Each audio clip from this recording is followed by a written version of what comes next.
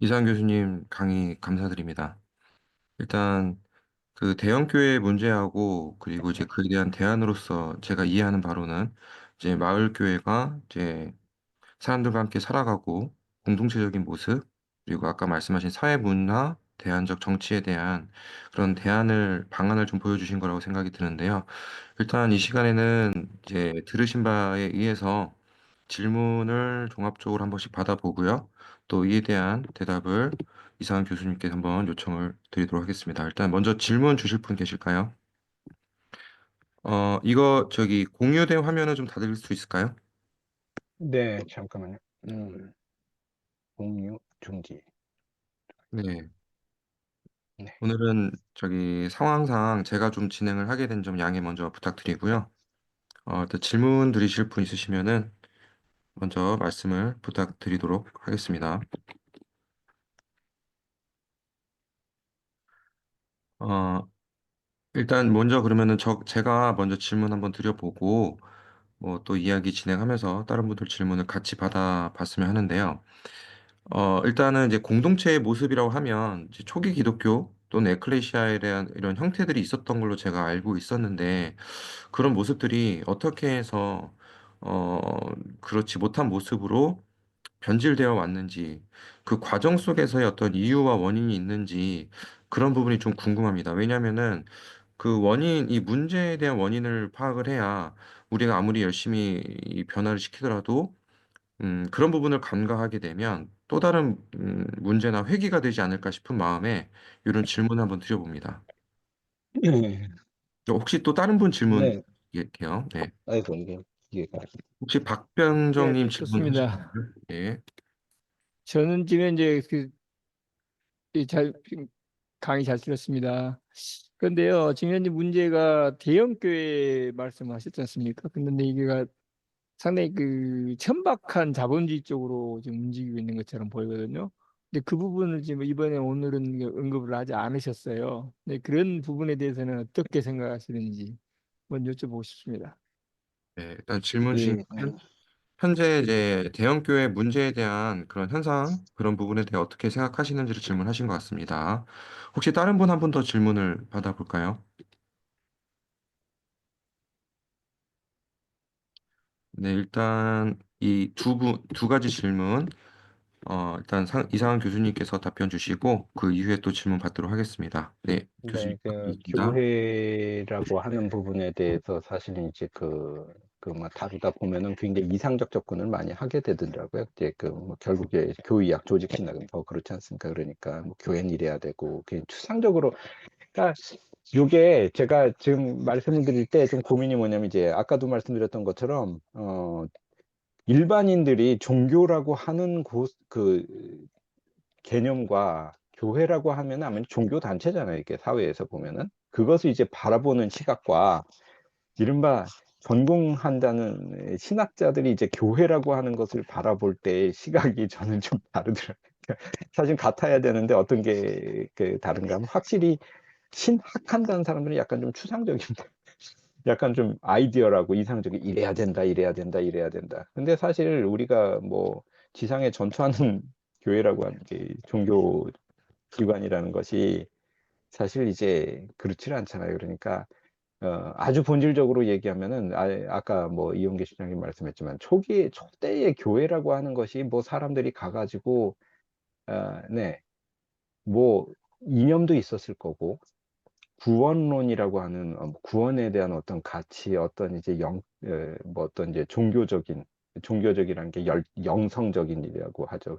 그런 어떤 경험을 지향을 하면서 간 그런 이제 모임들, 그런 어떤 회심 체험이라고 하는 게 종교 체험이라는 게 굉장히 강하게 부각이 되면서 만들어졌을 겁니다.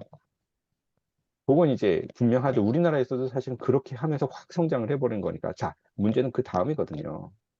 그 다음은 뭐냐면 분명히 어떤 선을 넘어서 종교적인 경험이나 종교적인 회심 체험을 통해서 종교인들이 되는 겁니다. 그럼 불교도 마찬가지일 거고 기독교도 마찬가지일 거고 뭔가 각성의 내지는 각 또는 어떤 인식론적인 어떤 전환이 있기 때문에 뭔가 이제 그 다음 단계로 넘어가는 특별한 내러티브를 가진 그룹이라고 특별한 내러티브를 공유하는 그룹이라는 거예요. 세계는 이렇게 생겼고 세계는 이렇게 가야 되고 우린 이렇게 살아야 되고 그 이유는 이것이고 자, 요것을 가지고 이것을 출발을 하게 되는데 근데 그 다음 단계에서는 뭐냐면 그것을 가지고 세상에서 어떻게 살아야 될 것인가를 치열하게 생각해야 되는 것이 종교인들이라고 이제 보이거든요. 예, 그런 것들이 사실은 그 초대 교회라고 하는 거는 그게 공동체였던 것 같습니다. 우리 이 시대에 우리 이 사회에서 어떻게 살 것인가 그것에 대한 답을 주는 것을 굉장히 치열하게 나왔었고 그것이 이제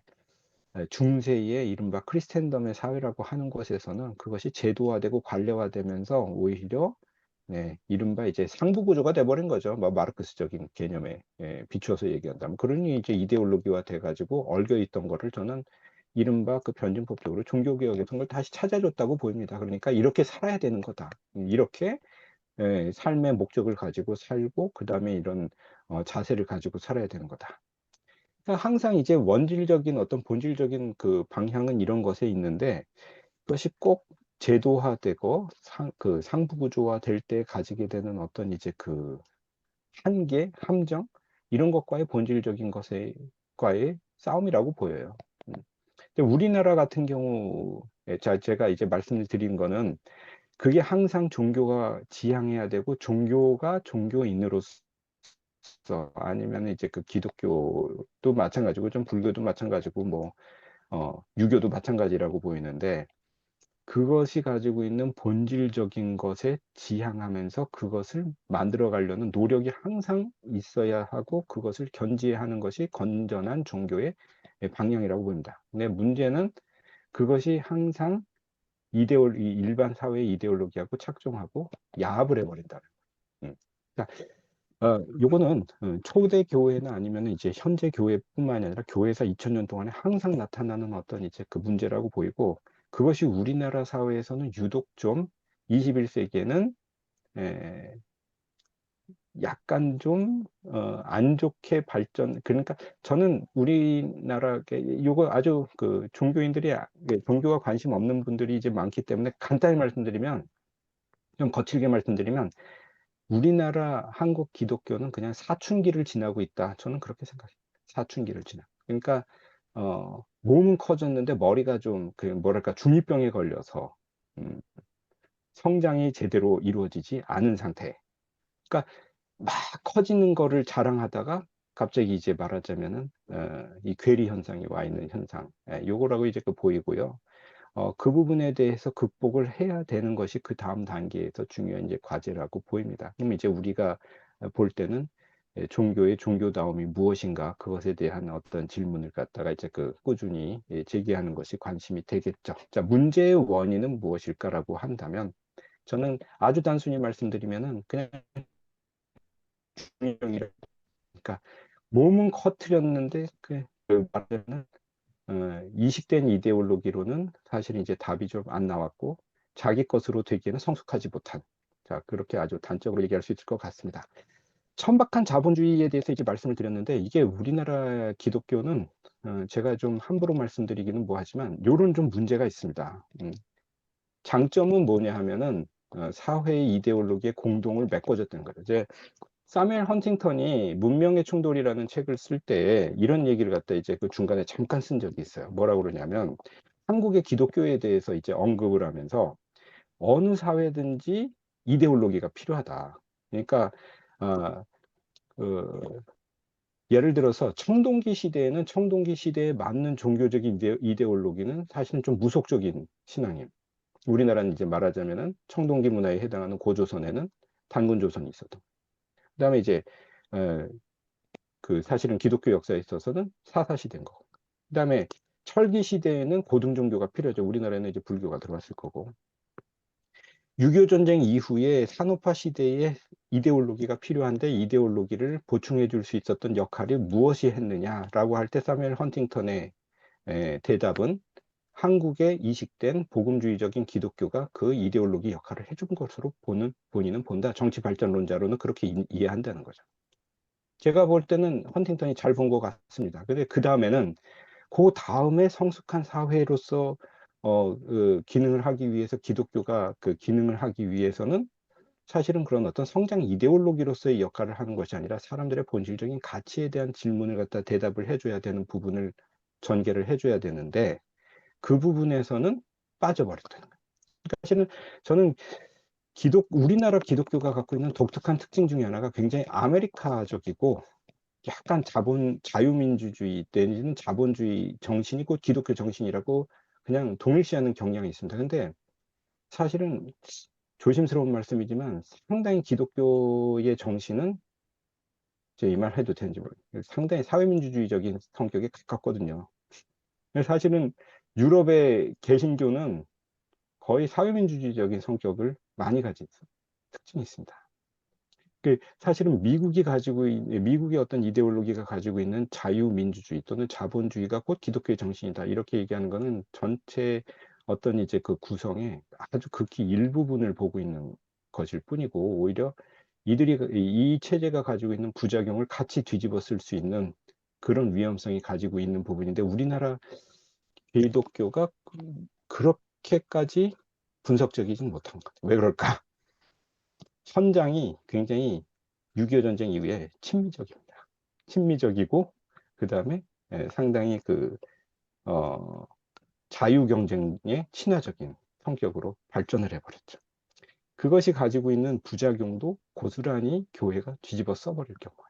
그래서 저는 이런 부분에 있어서는, 아까 전에 왜 마을 공동체 얘기하다가 이제 천박한 자본주의와 교회에 대한 이야기를 갖다 이제 다뤄야 되는가라고 할 때, 우리 한국 교회가 한국 기독교, 한국 신학이 가지고 있는 어떤 이런 어떤 그 체질에 대한 반성적인 비판이 있은 다음에 그 다음에 성장을 기대할 수 있을 거라. 근데 제가 말하는 성장이 양적 성장이 아니라 내실을 얘기하는 거예요. 중이병이 아니라 진짜 어른이 돼야 되는데 어른이 되지 못하는 기독교의 어떤 이제 한계를 극복할 수 있지 않겠나. 이렇게 좀 생각해 볼 수 있을 것 같습니다. 네, 감사합니다. 일단은 정리하자면은 제가 들은 바로는 일반 사회 이데올로기와 결합되는 현상들이 좀 주된 요인으로 좀 보여지는 것 같네요. 그리고 또 이제 우리나라 역사적으로 6.25 전쟁 이후에 미국 친화적인 자유경쟁 친화적인 부분으로 인해서 분석적이지 못한 그런 종교 발전이 있었던 게 아닌가 이제 그렇게 이해를 했습니다. 이어서 제 두 번째 질문을 받아보려고 하는데요. 혹시 다른 분 질문하실 분 있으시면 또 말씀 주시면 감사하겠습니다. 예, 고원석 교수님.